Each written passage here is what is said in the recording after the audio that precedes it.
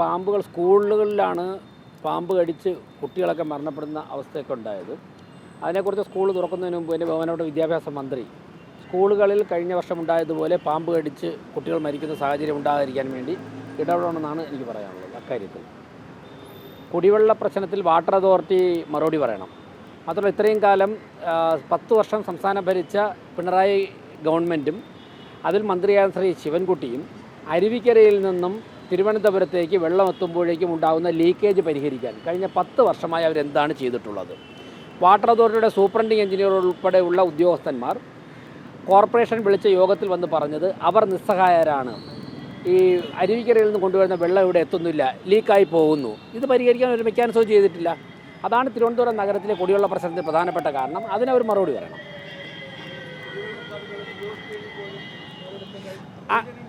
ആ കിയോസ്കുകൾ നിർമ്മിച്ച് മാസങ്ങൾ കഴിഞ്ഞപ്പോൾ തന്നെ LDFിൻ്റെ മുൻ ഭരണസമിതി ആ കിയോസ്കുകൾ നിർമ്മിച്ച് മാസങ്ങൾ കഴിഞ്ഞപ്പോൾ തന്നെ ആ കിയോസ്കുകൾ അവതാളത്തിലായി.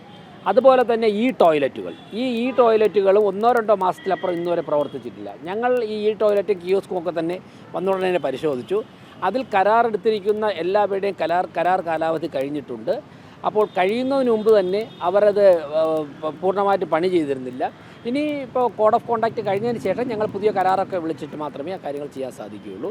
ഇത് നിർമ്മാണം കഴിഞ്ഞപ്പോൾ തന്നെ 1-2 മാസം കഴിഞ്ഞപ്പോൾ തന്നെ ഇതെല്ലാം പ്രവർത്തനരഹിതമായിരുന്നു. ഞങ്ങൾ പ്രതിപക്ഷത്തായിരുന്നപ്പോൾ ശക്തമായിട്ട് ഈ വിഷയങ്ങൾ ഉന്നയിച്ചതാണ്. ഇപ്പോൾ വന്ന് അതിൻ്റെ കമ്പനികളുമായി ചർച്ച നടത്തി അതിൻ്റെ രേഖകളൊക്കെ പരിശോധിച്ചിട്ട് അപ്പോഴാണ് തെരഞ്ഞെടുപ്പ് വന്നത്. കോഡ് ഓഫ് കോണ്ടാക്റ്റ് കഴിഞ്ഞാൽ ബാക്കി കാര്യങ്ങളൊക്കെ പോകും.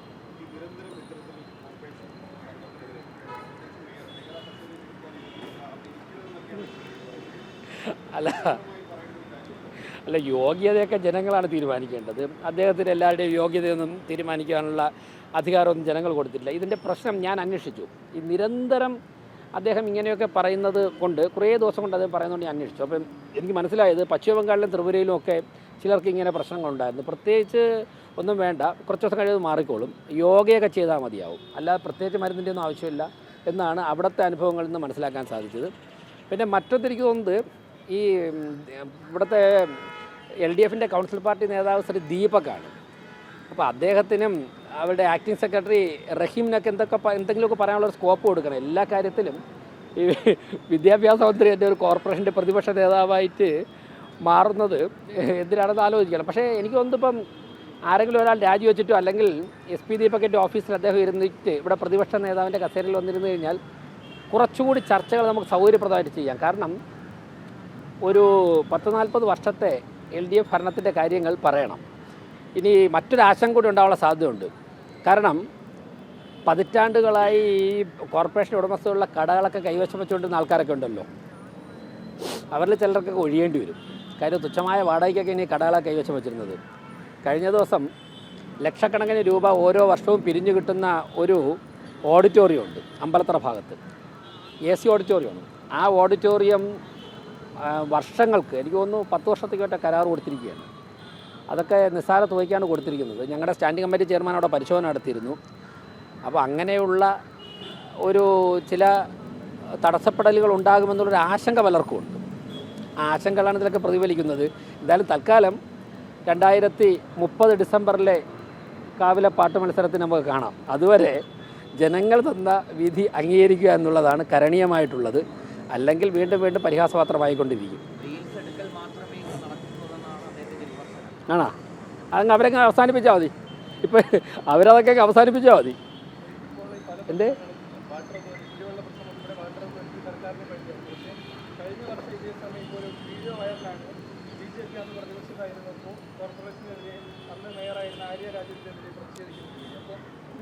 ഞാൻ പറഞ്ഞത്, ഈ ഘട്ടത്തിൽ ഒരു കോർപ്പറേഷന് ചെയ്യാൻ പറ്റുന്ന ഏത് കാര്യങ്ങളാണ് ഞങ്ങൾ ചെയ്യാത്തത്?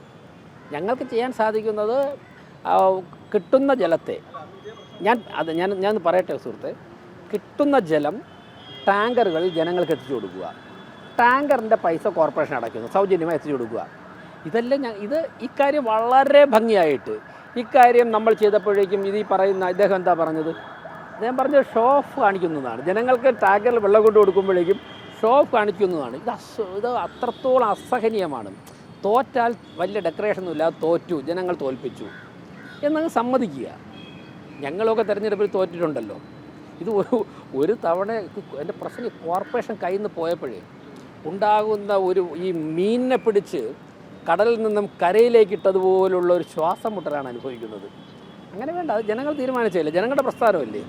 അവർ തീരുമാനിച്ച ഭരണസമിതിക്ക് ഒരു 5 വർഷം സമയം കൊടുക്കണം.